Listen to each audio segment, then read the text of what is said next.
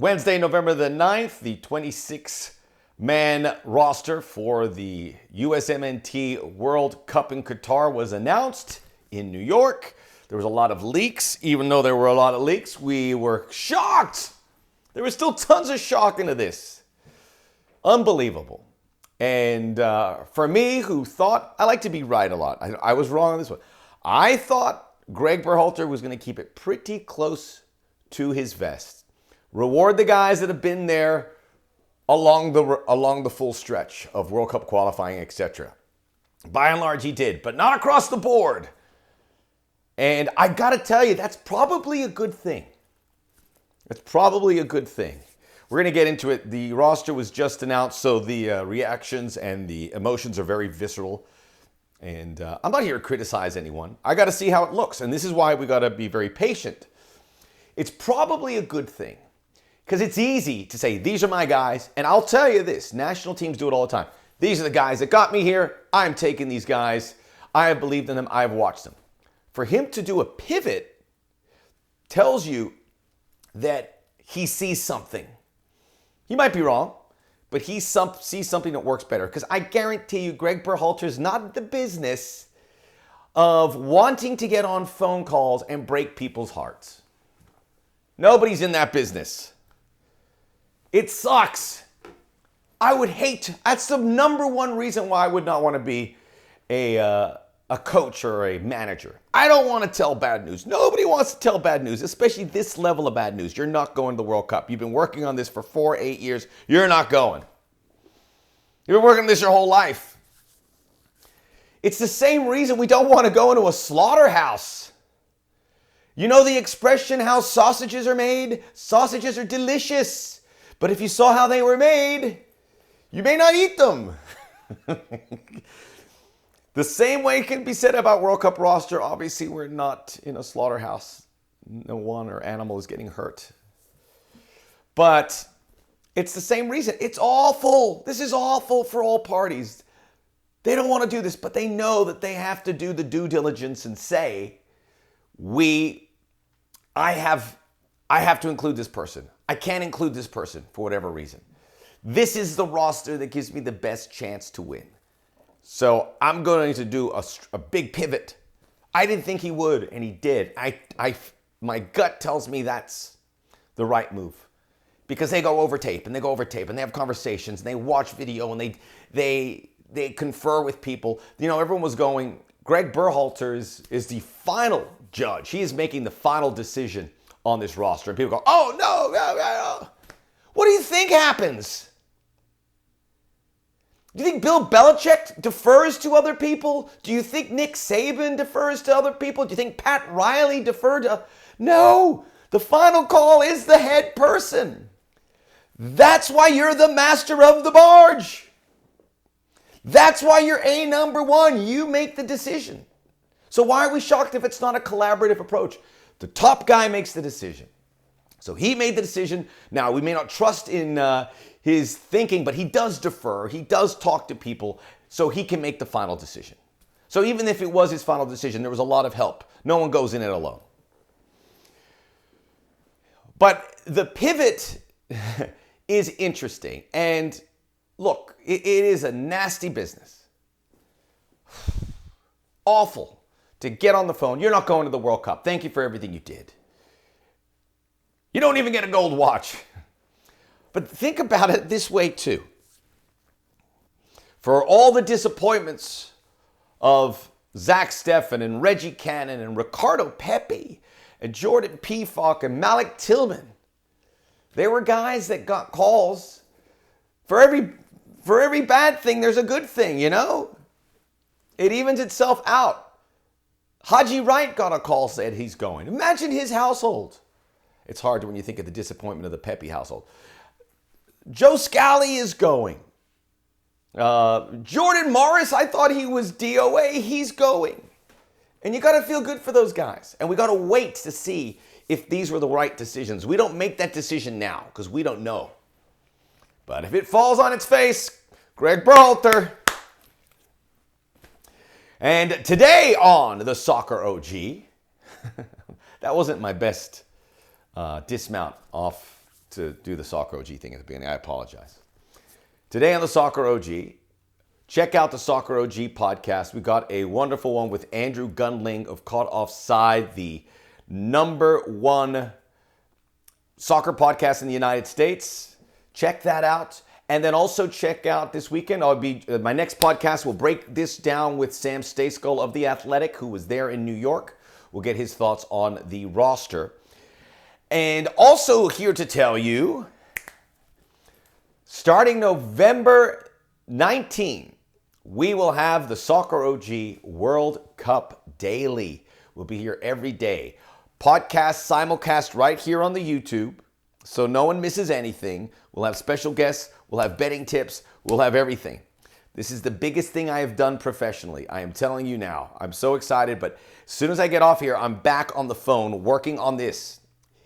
I am in charge. I am the executive producer, and I am going to put a good show on for you. So check out the Soccer OG World Cup Daily when it begins, and like and subscribe us here. God, there's a lot going on. So much going on. Take a moment, everybody. That felt good, actually. We got to do that more. Just relax. Get away from the keyboard. Relax. So, 26 players are going to Qatar. The goalkeepers, Matt Turner, Sean Johnson, Ethan Horvath. Yes, no Zach Steffen. There was news breaking, so we weren't shocked when it was announced. It's, let's do it group by group. Let me tell you about Zach Steffen, all right? I feel terrible, too. I feel terrible. But he gave the national team plenty of reasons to not be included. It wasn't like, look, all the guys that didn't make it, they all gave reasons, small or large, to not make this team. So we'll get to Ricardo Pepi because I think you probably think there's a little different to that. And that is weird. And trust me, it's rubbing me the wrong way, but I want to see why. I want to see it manifest itself. Zach Steffen gave every reason to tell you that he wasn't going to start, but I mean, we thought he was going to start. I thought he was going to start. He was in my starting 11 because we heard he was a Berhalter guy, which goes to show how all this deflection that we hear. You know, don't believe everything. Don't believe everything. Matt Turner is going to be the #1. On the ESPN broadcast, he said as much, not definitively, but that's as much as you're going to get from him. Sean Johnson and Ethan Horvath, incredible for both those guys. One of them kind of made it in above Steffen. And these guys are all close. But that's the way it goes.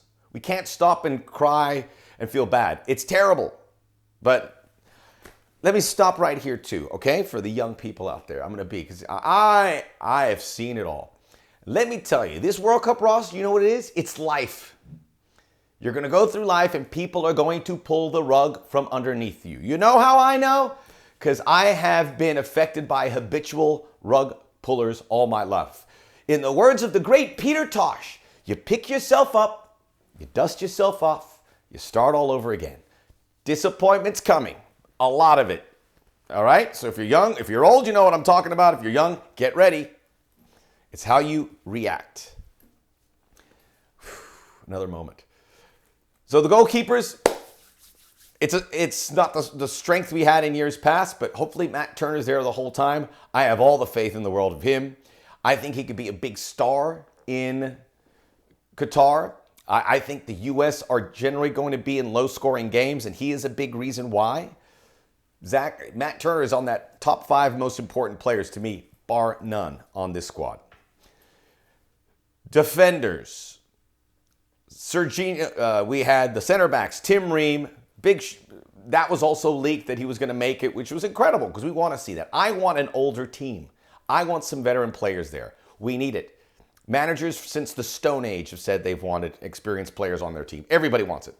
But he's also done a great job. Cameron Carter-Vickers, Aaron Long, Walker Zimmerman are your center backs. Serginho Dest, Shaq Moore, very surprising. Joe Scally, not as surprising. Anthony Robinson, DeAndre Yedlin. So three right backs, 1 hybrid back, and 1 left back. So that doesn't sound great that you have just the 1 left back.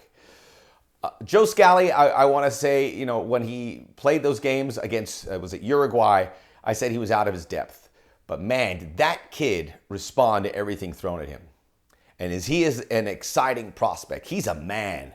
He was a kid back then. He's a man now. He plays every week for Mönchengladbach. He came on in his cameo against Saudi Arabia and looked solid. He's going to play in Qatar. He's going to play because can we really see Serginho Dest, who's been as brittle? He is basically the backup left back. Reggie Cannon misses out here. I was surprised that Shaq Moore got in him. Gregg Berhalter's looking at Shaq Moore as some sort of specialist fullback type. I don't know what that looks like, but he's there for a reason. He's not there to make up the numbers like maybe some others. I think he has a plan for Shaq Moore in some game. That's what you can do with an expanded roster. So pretty much, I mean, Shaq Moore was a surprise. I'm glad to see Joe Scally because of all these guys, he really earned it. He really earned it. Midfielders. Brendan Aronson's going to be classified as a midfielder. Kellen Acosta, Tyler Adams, Luca Della Torre, Weston McKennie, Yunus Musa, Christian Roldan. So 7 guys there. I don't think Christian Roldan's going to play. He's there, to me, as a much, there's 5 or 6, 20 guys tops play here. So 6 guys aren't going to play. Probably 5, 6. Roldan is one of them. He's there to practice or train hard with these guys. I know you're like, we don't need that. Well, 5 guys aren't going to play. You get someone who trains hard, okay? You get someone who can do some things for you, who's not going to complain, and you can rely on. And clearly, Gregg Berhalter can rely on Christian Roldan. So, Luca Della Torre is not 100%. We don't know. So, all of a sudden, that midfield core gets pretty thin when you also think Brendan Aronson's not, what is he going to play? He's going to play a little further in. He's not going to be a wide player. Is that a starter? I think you can pretty much lock in, if Weston McKennie's healthy, Musa and Adams. Kellen Acosta seems like a guy. Hopefully Della Torre is okay. He would be the first midfielder off the bench. If he's on this roster, he's got to be close to be okay. Otherwise, we have seen what's happening all over the world. Talk about heartbreaking, picking up an injury right before. So that is your midfield. And then the forwards. Jesus Ferreira, Jordan Morris, Christian Pulisic, Gio Reyna, Josh Sargent, Tim Weah, and then the shocker, Haji Wright. No Ricardo Pepi. Reports initially came out that Pepi was having some sort of knock. Then I sat there and saw Gregg Berhalter and said, no, we think we have better options elsewhere. And I went, oh my God. I feel terrible. Met the Pepi family before, and there was reports about they are beside themselves, as they should be. The rug was pulled here on Ricardo Pepi. But if we want to look at Ricardo Pepi, the body of work, are we going to say, okay, he's earned it because he scored a bunch of goals in the Dutch league, which is a defensively dysfunctional league? I'm not diminishing it. I'm not completely putting him out of hand. But maybe that's what Gregg Berhalter's like. The Dutch league, sorry.